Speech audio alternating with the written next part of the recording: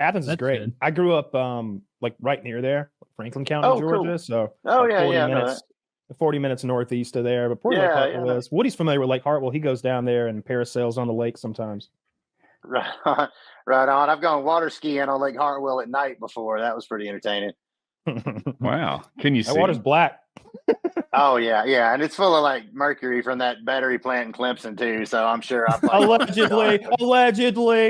There's a battery plant in Clemson Allegedly. leaking into the That lake. particular Alleged. cancer cluster had nothing to do with Energizer's plant, okay? Exactly.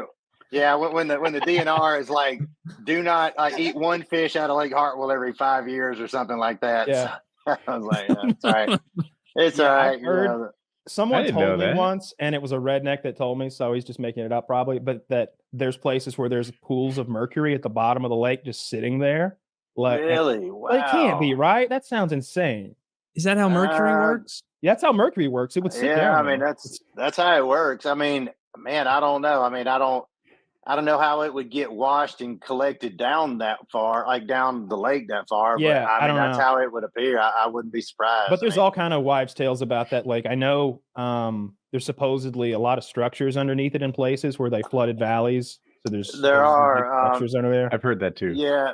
I lived on a Lake Lanier over in the center of Georgia for a while, and there's a racetrack and a couple of towns down there, all kind of stuff. They came in the 60s when the Corps of Engineers built those lakes, and they just bought everybody out. There's cemeteries down there. I had a boat for a while with a pretty good depth finder, and you could actually see the structure sometimes. You go over it, you can see buildings and bridges and all kind of stuff down there. It was crazy. That's cool. And then I know for a fact people have caught piranha out of there, but that doesn't mean it. Like people act like piranhas are sharks or something, but one piranha in the lake is just there's never an one. aberration. Yeah.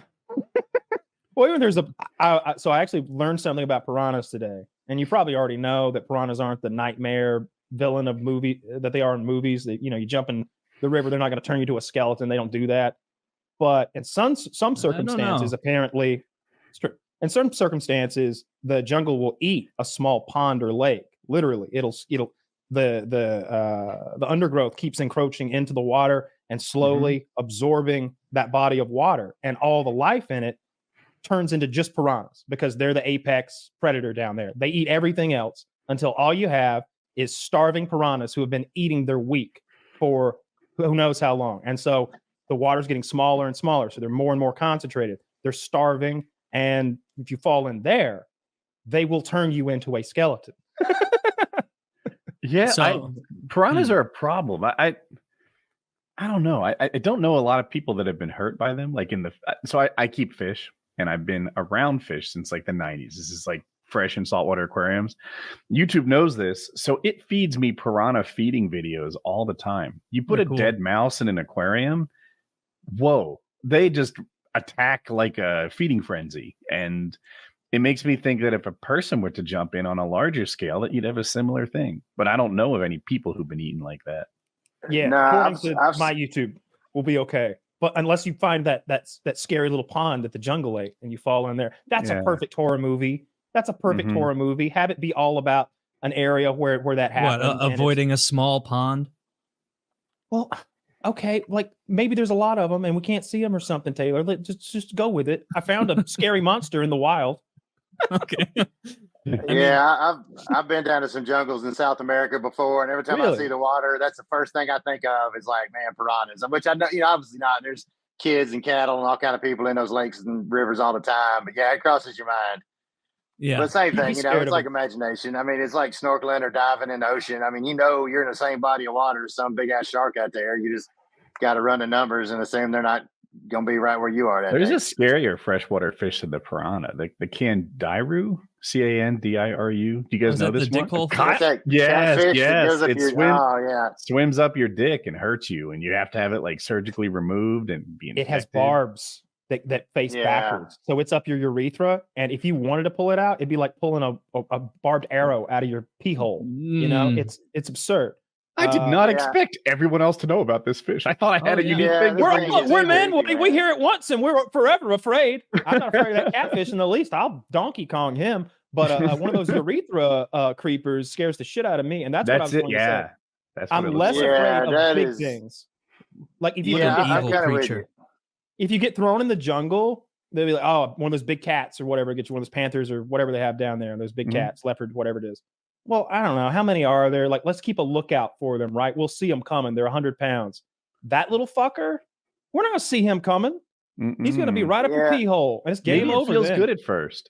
Yeah, No, it I doesn't, got Woody. I got a friend of mine. Does it feel good? that owns He might. You're right. Yeah. It would make sense, like evolutionary wise, or in evolutionary, They're not for looking it for to pee feel holes. good, for you to invite it. It'll be like, you know what, this. I don't remember exactly what their life process normally is, but I don't think they're searching for pee holes to get in. They think you're something else. When leeches bite They you and think suck you're your something. skin, don't they have some like anesthesia, like localized some anesthesia, so it mosquitoes. doesn't They do. hurt? And Yeah. an anticoagulant to keep the blood from clotting. Mosquitoes do too, though, and they suck.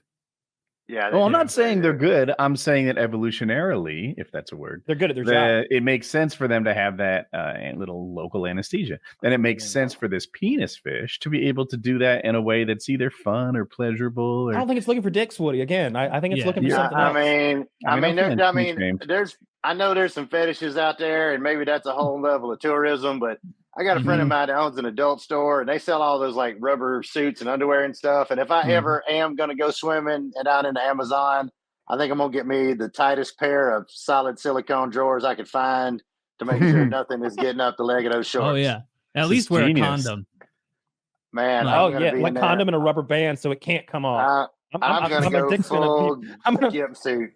My dick falls off. I'm gonna triple down on my Blue Chew to make sure the condom stays on. Oh Man, my God. what a terrible fish that is. Man, the Yeah. first Yeah. guy who dealt with that, everybody must have called him a liar.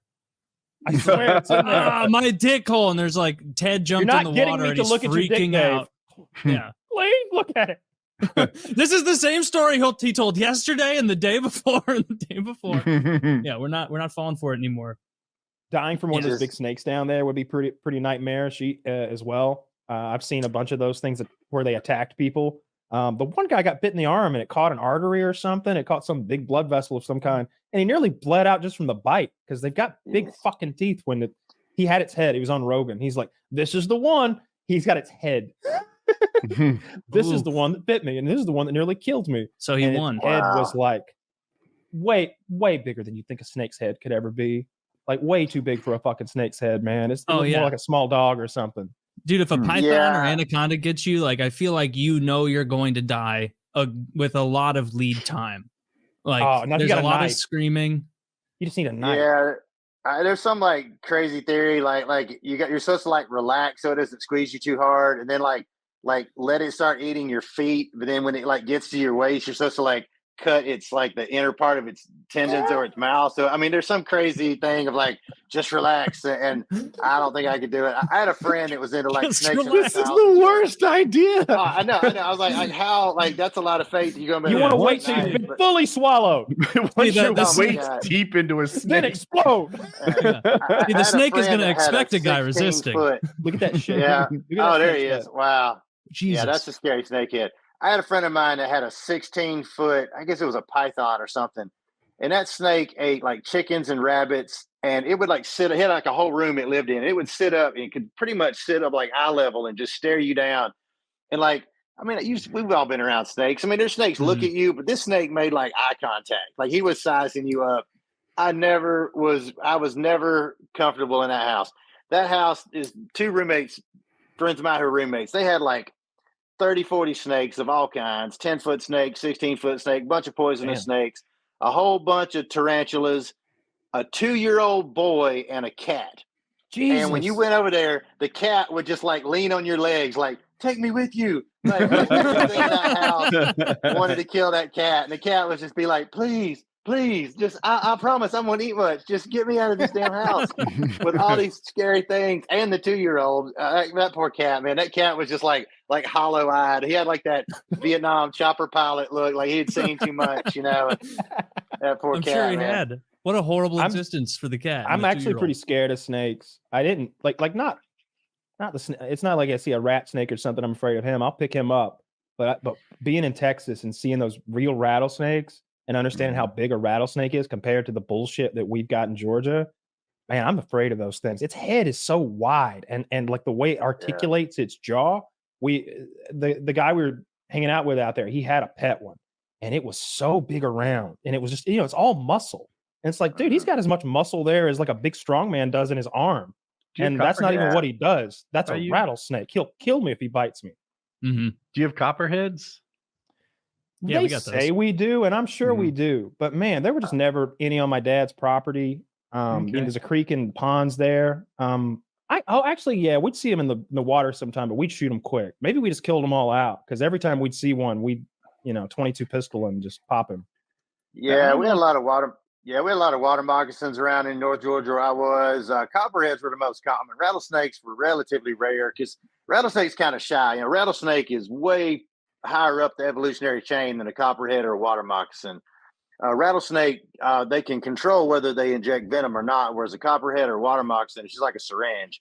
Rattlesnake can actually control it because they have a much more elaborate hemotoxin, neurotoxin blend, and they cannot regenerate that very quickly. So if they were to waste too much of that venom on defense, for example, they may starve to death before they can, tag a rabbit or a field mouse or whatever. Whereas a copperhead or water moccasin, they're just making it all day. They will just bite you nonstop. So rattlesnakes tend to be pretty shy, staying away from people, but copperheads and water moccasins will just come look for you for the fun of it, it seems sometimes. And they were pretty rough. But Ed Bolian, my friend who runs VinWiki, up until just recently, he had this really, really sweet snake named Sunny. She was about an 11-foot, I think he's called a banana boa constrictor, I guess, kind of a white with a little yellow. And I don't make this up. She was like the sweetest natured snake I've ever been around. Like sometimes even like if your friends got like a pet snake, they'll kind of sit, sort of coil back and just kind of wait, check out the scene. They look like they might like strike out and tag you or something.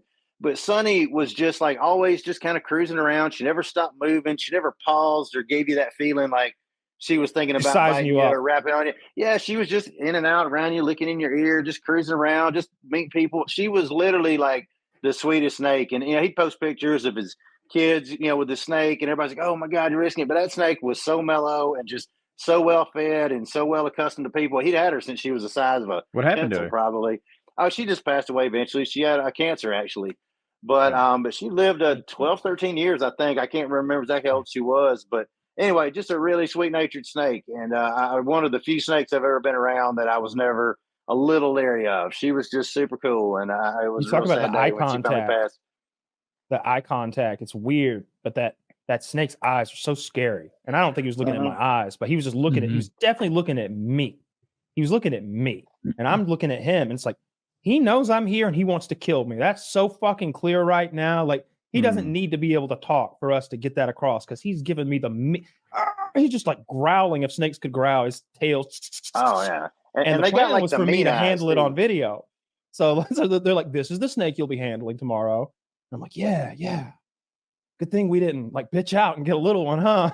I like that you guys like, are we gonna shake him up, make him good and mean like this tomorrow too? Like, what the fuck is going on, guys? So like, why is he so angry? Did you been telling him that I've been talking shit, like hyping him up for this? And that night in the hotel, I had a nightmare about the next day that it bit me right here, like sort of between your thumb and your forefinger, like back of your hand, and that I lost that part of my hand, that it like rotted out and I lost it. That'd be cool. And the next day I was like, I'm not gonna fuck with the snake. I'm not handling the snake. Just so everybody knows. Yes, I have pussied out. No, I will not be handling the snake. You saw that as like a premonition. Yeah, I'd have done the same thing, man. Yeah, I don't mess around with that kind of stuff. If you have a dream about something like that, like, look, I don't believe in magic and horse shit and anything like that, but I'll tell you, my cousin dreamt that they were jumping off this quarry into water. They were doing it regularly. He had a dream that, somebody died. He's like, I don't feel like going today. I dreamt somebody died. He said this to us. Me and my dad were sitting there. It's like, yeah, don't go there. That shit's dangerous. We've been telling you. Kid died that day.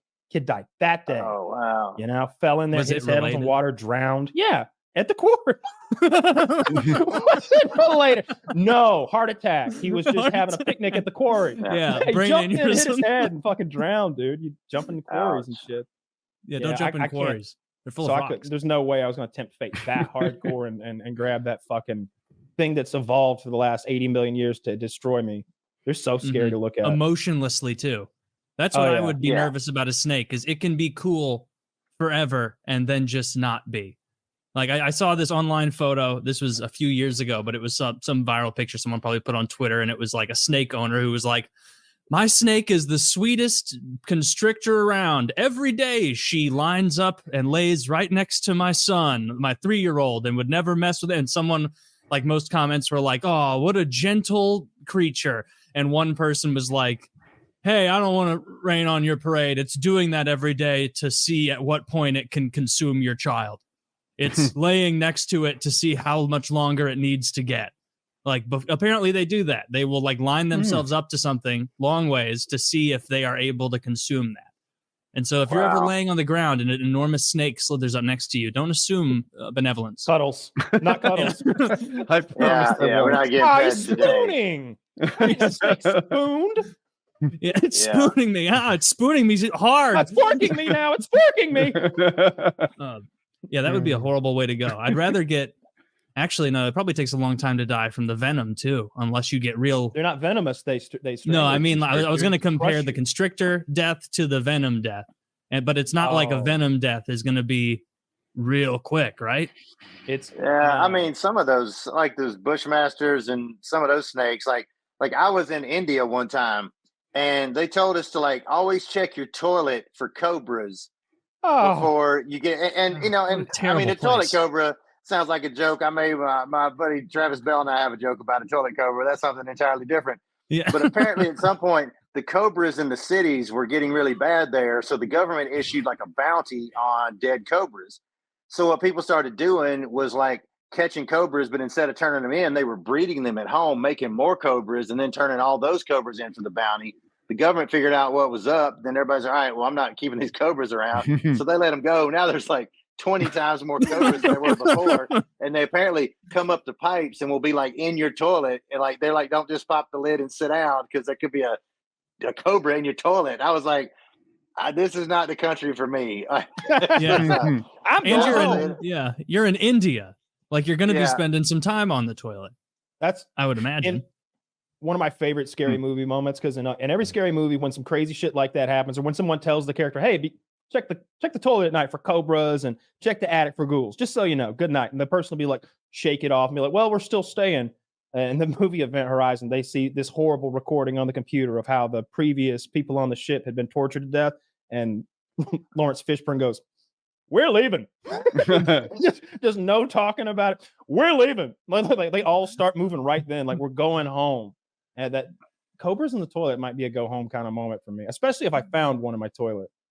And I for the record, I did not find any cobras near my toilet, nor did I even see a cobra other than like one in the market that the guy was playing with that I'm sure had been defanged or something. But just the concept of toilet cobra, or you're just like thinking like, all right, well, if I am in here for more than 90 seconds, like I need to get out of here fast. What if a cobra shows up while I'm using the toilet? There's just cannot be enough time. Yeah, it was terrible timing for both of you. Exactly. What country was that? India? India. I mean, that would be you and the cobra's worst day ever. Isn't that interesting? Yeah. I was same thing, similar thing. I was in Vietnam one time, and I was kind of hiking around on this river. I was looking for some airheads or whatever, just kind of poking around, and this lady was out like tending to her fields, and the only word I guess she knew in English was cobra. And I see her like waving her arms, and she's just yelling, pointing at me like cobra. And I was like, oh, all you got to say. I was back out of there. Yeah, there's some scary animals on this planet, but cobras are right up at the very top for me, man. I was being afraid of cobras, I've ended up in a lot of places with cobras, but thankfully I've not had a run in. Damn, you've been to a lot of snake-rich countries. I have. That's kind of like why going to like Alaska is great, because like there's no snakes.